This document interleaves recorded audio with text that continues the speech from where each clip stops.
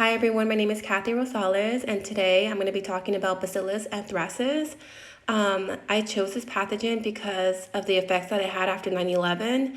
9/11 had really stood out to me, and when I saw the list of pathogens we were able to choose, anthrax was one of my main ones, mainly because of its forms that it can be infected into people and also livestock, which we'll talk about in a little bit. During 9/11, a couple days after, there was an outbreak of anthrax, and it was a terrorist attack after 9/11. It was also called a potential biological warfare agent. It's been used for several years, and its potential is very harmful.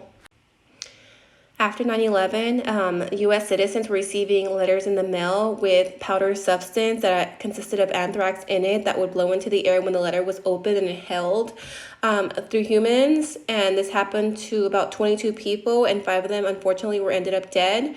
And then the other ones were severely injured. One thing that I remember during the anthrax happenings after 9/11 was the comics that I would see in the newspaper.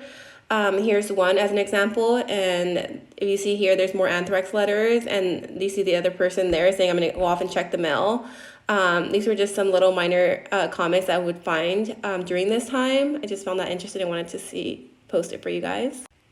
The class of Bacillus anthracis is Bacilli.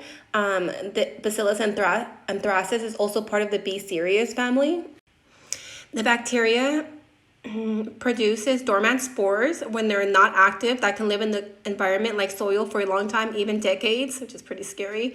When spores get into the body of an animal or a person, which is a toast, a place with rich water, sugars, and nutrients, they can be activated and turn into active growing cells. When they become active, the bacteria can multiply, spread out into the body, produce toxins, poisons, and cause severe illness and death. Here's a little morphology on the anthrax bacterium. As you can see here we have the cytoplasm, the endospore. Here's the DNA. I can't reach. The cell membrane, the ribosomes here. You can even see the spores right over here, and then here are the rods. Here's another image of Bacillus anthracis. This one's a little bit more detailed. I thought it was a pretty cool picture. The cytoplasm, the membrane, and then the DNA was pretty cool. The cell membrane, the spore ribosomes, and then you can see the capsule and the cell wall. So now let's talk about the effects of anthrax. So what exactly is it, and how can we be affected by it?